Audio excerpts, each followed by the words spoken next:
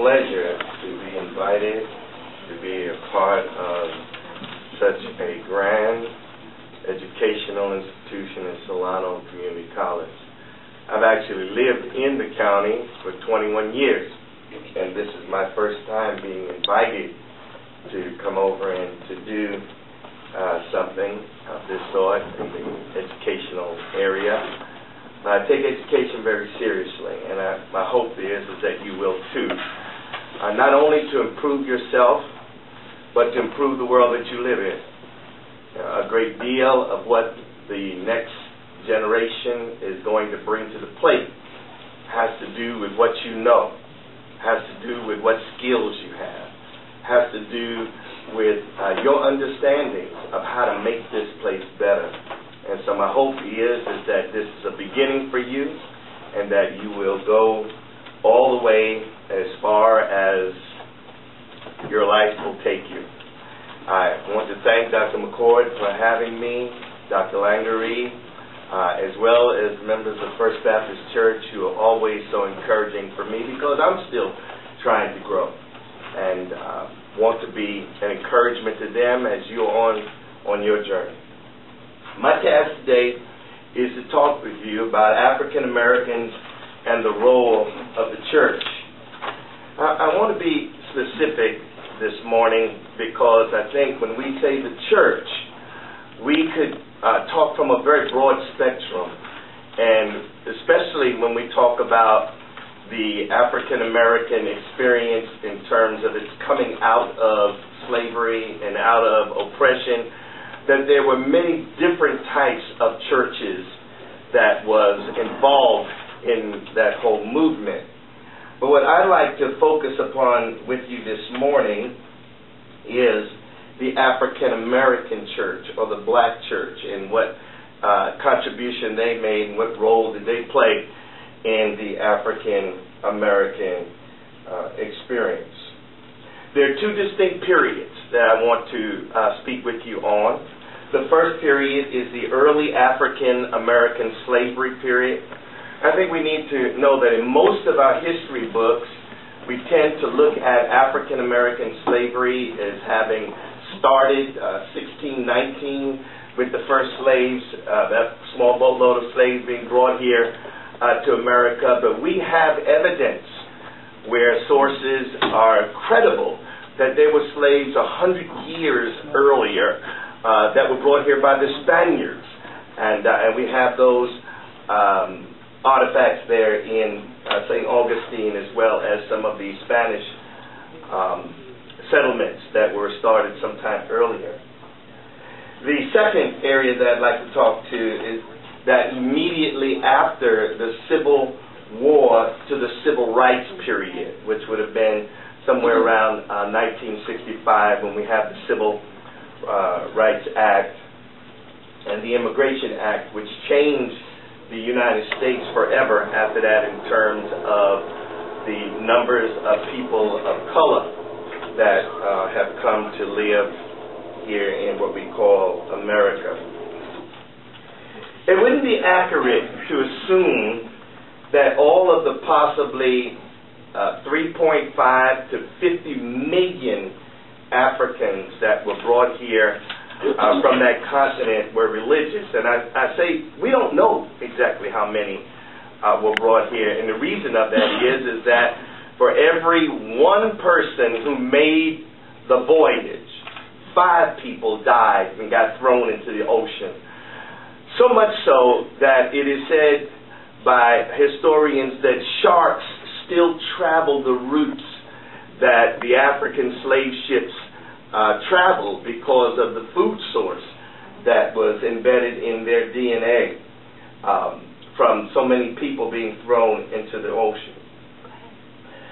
But we need to understand that any study of African Americana, the African American experience, that leaves out the black church is really not credible, valid history, because the black church has played such a great role in terms of the oppressive people called African Americans, and also by many other names, from Negro, black, to colored, and you name it over the years. The peculiar system called slavery got its theological roots, in a way, from Genesis, the 9th chapter, the 20th verses through the 27th verses. And I had a PowerPoint on those scriptures to share with you, but probably you didn't bring your Bibles this morning. But if you don't mind, I'd like to read it to you. And this was a great deal of the justification for slavery back during the early portion of the antebellum period. And it says in Genesis 9:20 through 27, Noah, a man of the soil, proceeded to plant a vineyard. When he drank some of its wine, he became drunk and laid unconscious inside of his tent. Ham, the father of Canaan, saw his father's nakedness and told his two brothers outside. Now, the name Ham is associated with the color blackness. So you have to see the typology that is being set up here. So he sees his father's nakedness, and what he does is that he points this out to his brothers. It says, but Shem and Japheth took a garment and laid it across their shoulders, his father's shoulders. Then they walked in backwards out of honor and covered their father's nakedness. Their faces were turned the other way so that they would not see their father's nakedness. Now the names Japheth and Shem, Japheth appears to be associated with whiteness or lightness, and Shem with kind of paleness or perhaps even light brown, such as your more Asiatic people. When Noah awoke from his wine and found out what his youngest son had done to him, he said, "Cursed be Canaan." I want you to keep that in mind right there. Now, the person who saw him was Ham, whose name is associated with blackness, but he curses Ham's son, whose name is Canaan. The lowest of slaves will be his brothers. He also said, "Blessed be the Lord, the God of Shem. May Canaan be the slave of Shem. May God extend the territory of Japheth." These are the two brothers, the lighter brothers. "May Japheth live in the tent of Shem, and may Canaan be his slave." And so the slave masters took this very seriously, and that they believed, because they were very biblical people, they believed that Canaan was cursed by their father, Noah, and that he was supposed to be a slave to Japheth and Shem. Now, of course, I don't know if you were listening very clearly to that, but there is a problem. First of all, Canaan didn't do anything. He wasn't even there. It was Ham that was there, who was Canaan's father, but Canaan gets cursed. Canaan is supposed to be a slave to Japheth and to Shem, his brothers, and those weren't his brothers, those were his uncles. And so there is some mix-up there.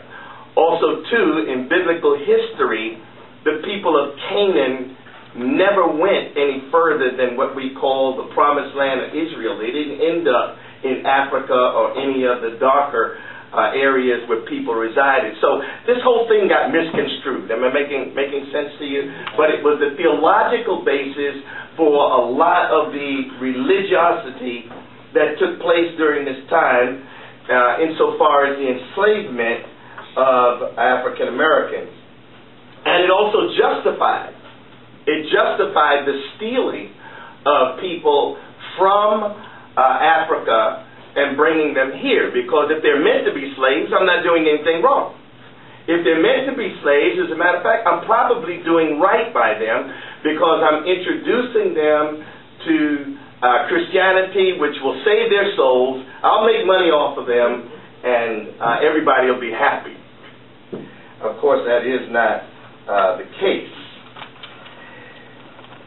The invisible institution in the antebellum South, we find out in Albert Roberto's book, his classic work, Slave Religion, which is a great text, which has been updated on religion and the African American. He gives some testimonies of African slaves that were taken in 1936 and 1938 through the Works Progress Administration.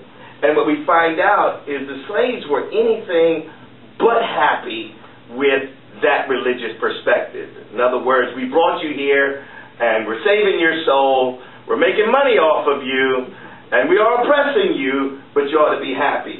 And so let me just read to you just a couple of the testimonies. This was a testimony from William Hubert, fugitive slave from Charleston, South Carolina. And he says, I have seen a minister hand the sacrament to the deacons to give the slaves. And before the slaves had time to get home, living a great distance from the church, I have seen one of the same deacons acting as a patrol, flog one of the brother members within 2 hours of administering the sacraments to him because he met the slave without a proper passport, beyond the time allowed for him to go home. My opinion of slavery is not a bit different now from what it was then. I always hated it from childhood. I looked on the conduct of the deacon with a feeling of revenge.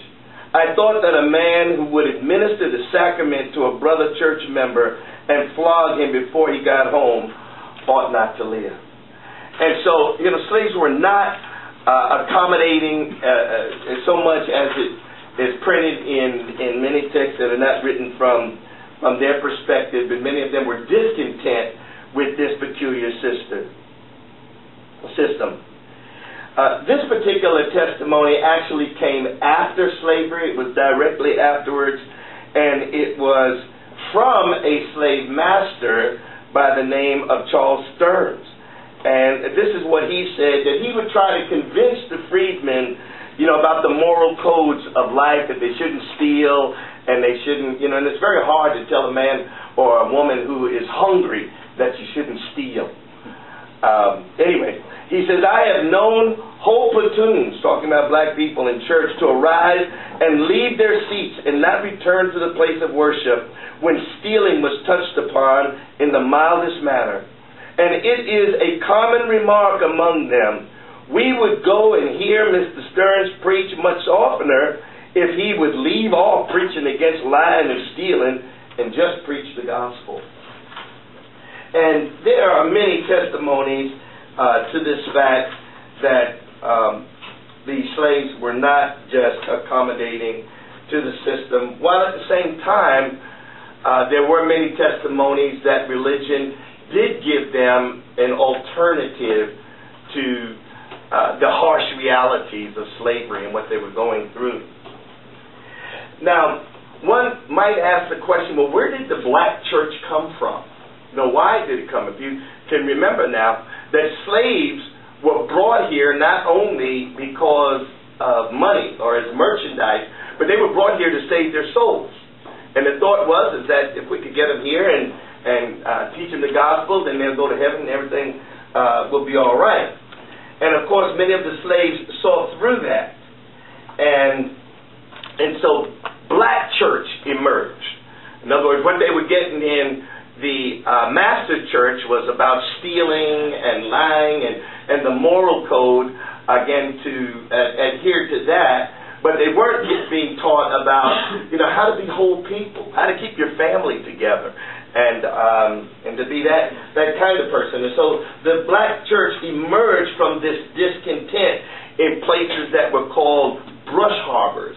And what brush harbors were the woods and the gullies and the ravines and the thickets where black people would go to get away from the master's church. Now, you might ask the question, well, why would they go way out in the woods to have church? Well, they weren't allowed to gather. It was against the law to gather. And so they would go to places where they could have church in the way that they wanted to.